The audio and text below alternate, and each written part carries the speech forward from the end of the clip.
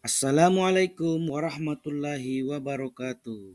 Salam sejahtera, Om Swastiastu, Namo Buddhaya, Salam Kebajikan, Rahayu. Perkenalkan, nama saya Edi Sorahman, SPD GR, CGP Angkatan 10, Kabupaten Konawe Utara.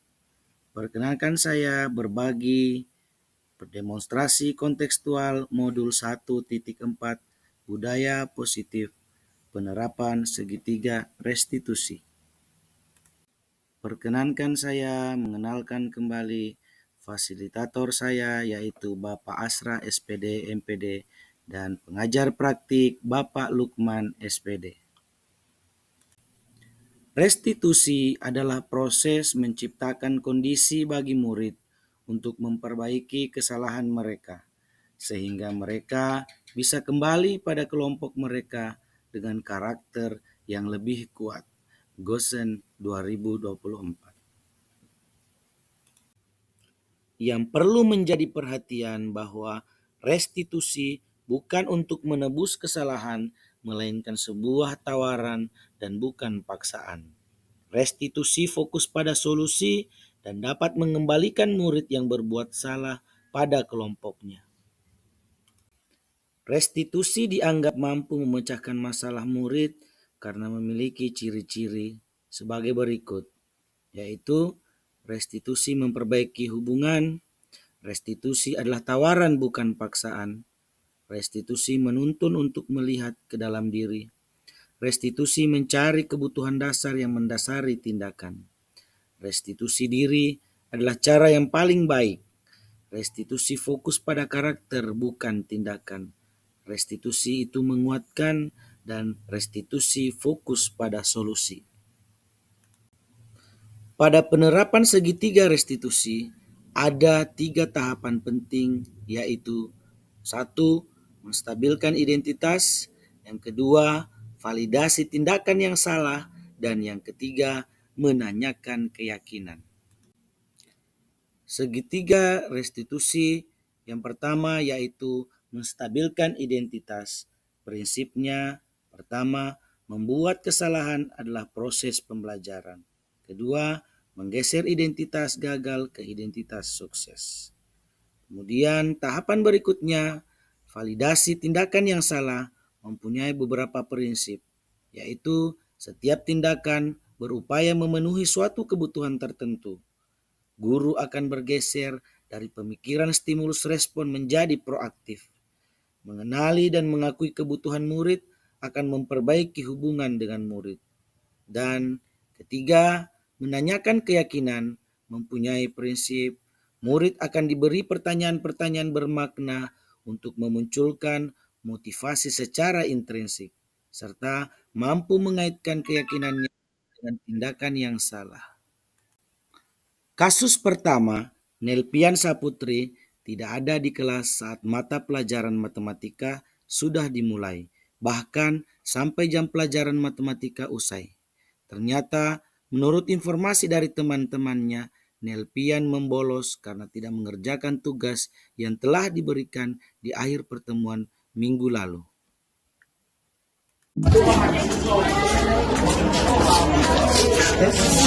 Nelpian dari mana? Tadi saya masuk di kelas mengajar, kamu tidak ada. Kamu bolos ya? Kenapa kamu bolos? Ada masalah ya pelajaran saya? Kalau ada masalah, kita selesaikan sama-sama di kantor ya. Oke?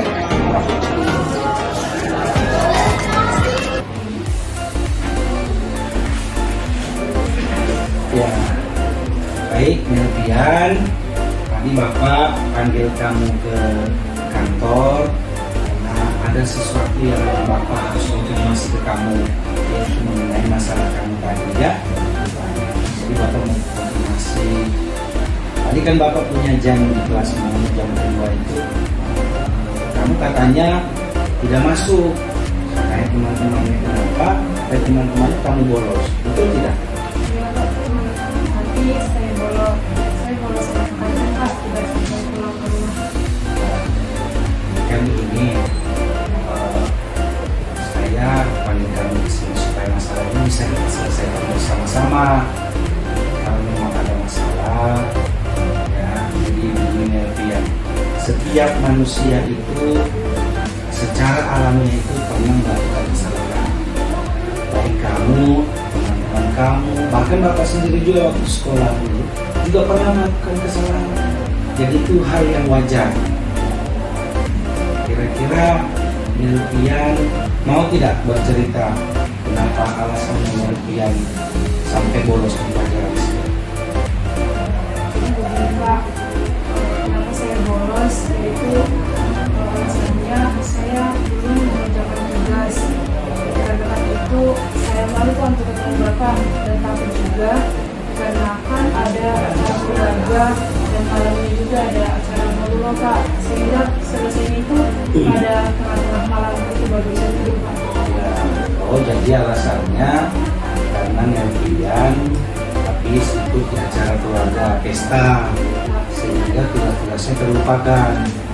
Sebenarnya sih tidak salah. Setiap manusia itu wajar ketika ada sesuatu yang disukai dan kita ingin wujudkan. Misalnya kita senang musik, tapi kita mau dengar musik, mungkin ada acara pesta kita ikut berpesta. Ya, itu hal yang alamiah juga buat kita sebagai manusia. Hanya mungkin kita harus belajar memilih suatu kita. Kira-kira Nilpian dari permasalahan yang Nilpian ceritakan tadi, kira-kira Nilpian sudah melakukan kesepakatan atau keyakinan kelas kita atau belum? Pak, saya belum melakukan kesepakatan kelas dengan tidak mengikuti pelajaran pada waktu yang sudah ditentukan. Nah, jadi kita sudah menyadari bahwa yang dilakukan itu sebenarnya salah. Kita Nilpian telah tidak mengikuti kesepakatan kelas dengan baik, tidak mengikuti pelajaran tepat pada waktunya. Kira-kira untuk kondisi yang seperti ini, bagaimana kira-kira langkah-langkah Nilpian supaya kondisi ini bisa menjadi baik kembali atau tidak seperti ini lagi? Kira-kira bagaimana Nilpian? Pak, pertama saya mohon maaf tidak masuk kelas pada proses pembelajaran. Yang kedua, saya berjanji tidak akan mengulangi kesalahan saya lagi dan berusaha untuk memanajemen waktu yang sebaik-baiknya dan mengumpulkan tugas pada waktu yang saya tentukan. Jadi, oke, terima kasih Nilpian. Ini semua sudah jelas, Bapak sudah tahu apa masalahnya, Nilpian sudah jelaskan, Nilpian juga semua sudah mengerti hal tersebut dan Nilpian punya langkah-langkah untuk menyelesaikan kondisi menjadi baik kembali. Jadi mudah-mudahan apa yang kita sepakati hari ini bisa kita jalankan sama-sama dengan baik. Ya, ya, terima kasih. Assalamualaikum warahmatullahi wabarakatuh. Perkenalkan, nama saya Nilpian Syaputri. Saya dari kelas 11B, siswa SMA Negeri 1 Lembo. Di sini saya bisa mengutarakan masalah saya tanpa ada paksaan apapun. Dan saya juga senang dengan metode penyelesaian masalah ini. Dan saya juga bisa dituntut untuk membuka solusi dari masalah saya dan dituntut juga untuk menjadi pribadi yang lebih baik dan bertanggung jawab.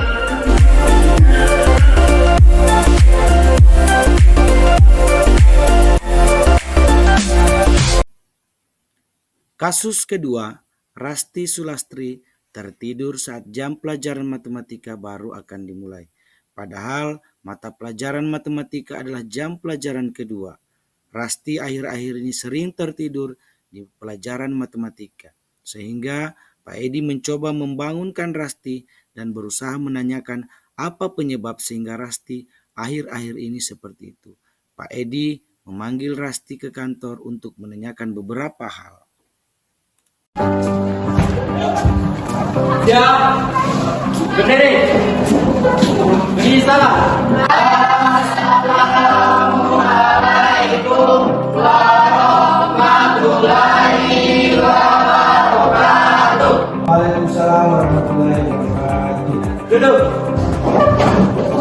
Teman-teman, sebelum kita belajar, marilah kita berdoa.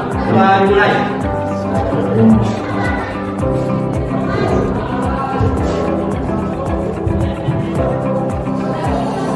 Setelah selesai.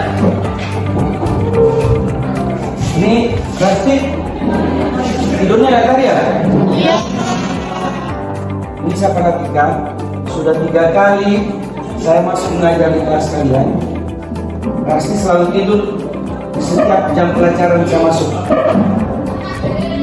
Coba kasih bangun ya.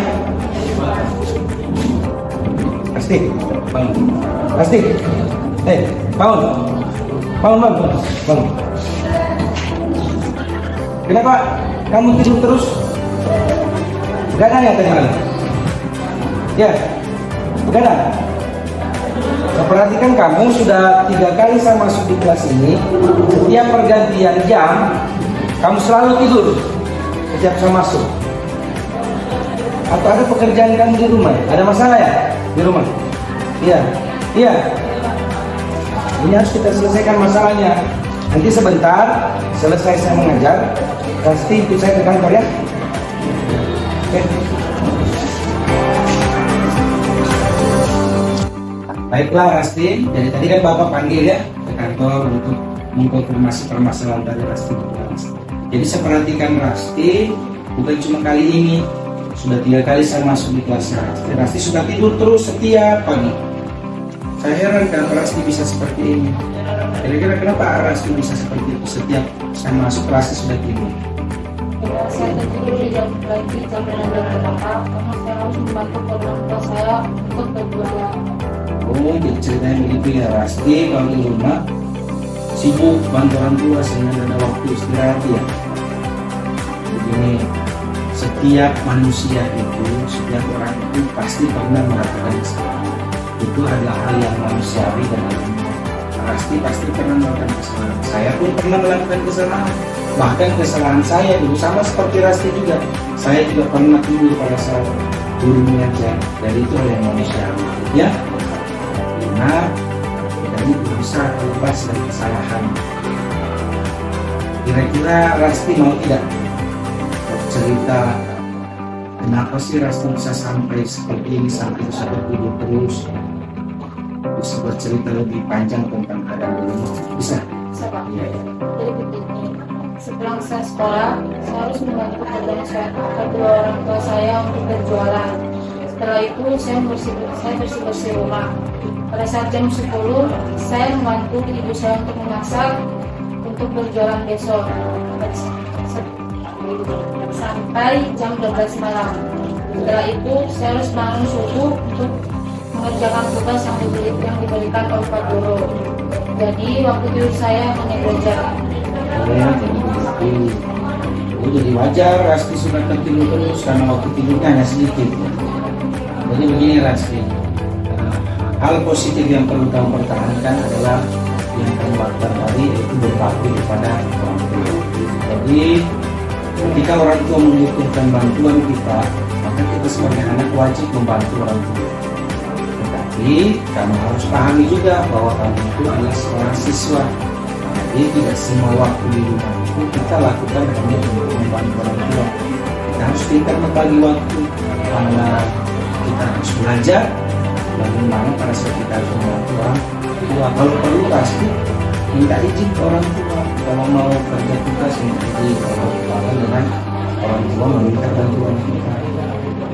Kira-kira dengan yang Rasti lakukan ini, Rasti sudah penuhi tidak keyakinan Rasti tidak? Jadi Pak, saya belum memenuhi nilai tanggung jawab dan manajemen waktu. Saya belum bisa membagi waktu untuk membantu orang tua saya maupun mengerjakan tugas-tugas sekolah. Ya, jadi bagus ya Rasti sudah mau membicarakan jujur, sudah menyampaikan apa yang terjadi, sudah mengakui kesalahannya. Nah, sekarang Rasti juga sudah tahu bahwa Rasti belum ada keyakinan kelas yang Rasti belum. Kira-kira langkah selanjutnya yang akan Rasti lakukan seperti apa sih supaya keadaan ini menjadi baik kembali? Karena setahu saya Rasti itu anaknya rajin, suka belajar, suka di pelajaran matematika, aktif di kelas. Kira-kira langkah apa yang akan Rasti lakukan selanjutnya? Karena ini tidak berulang lagi. Saya sampai dulu dalam proses kesalahan, yaitu kesalahan itu saat Pak Guru sedang menjelaskan kebenarannya.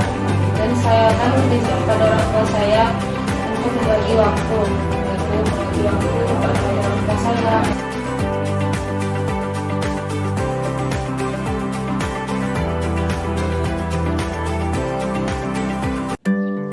Assalamualaikum warahmatullahi wabarakatuh. Perkenalkan, nama saya Rasti Sulastri, kelas 11B, siswa SMA Negeri 1 Lembo. Saya sangat senang berdiskusi dengan Pak Edi tentang mengenai masalah yang sedang saya hadapi. Saya juga sangat senang berdiskusi dengan Pak Edi karena tidak ada paksaan yang membebani hidup saya. Sehingga saya bisa menjadi pribadi yang lebih baik dan saya juga bisa membagi waktu dengan baik. Terima kasih. Demikian tugas modul 1.4 tentang segitiga restitusi. Semoga bisa tergerak, bergerak, dan menggerakkan. Terima kasih. Assalamualaikum warahmatullahi wabarakatuh.